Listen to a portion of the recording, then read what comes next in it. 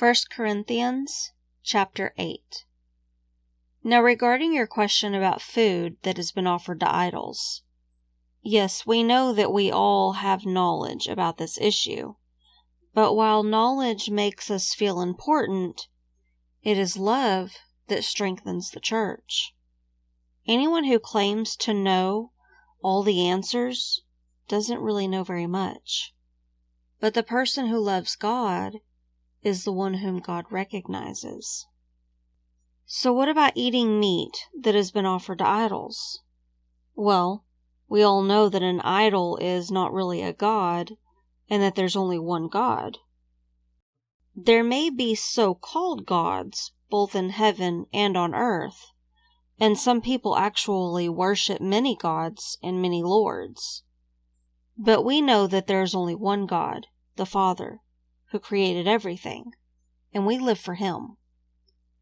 And there is only one Lord, Jesus Christ, through whom God made everything, and through whom we have been given life.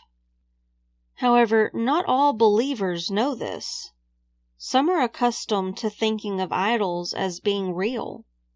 So when they eat food that has been offered to idols, they think of it as the worship of real gods, and their weak consciences are violated.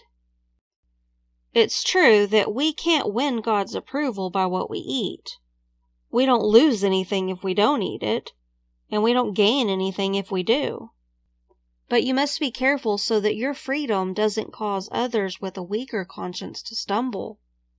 For if others see you, with your superior knowledge, eating in the temple of an idol, won't they be encouraged to violate their conscience by eating food that has been offered to an idol? So because of your superior knowledge, a weak believer for whom Christ died will be destroyed. And when you sin against other believers by encouraging them to do something they believe is wrong, you're sinning against Christ.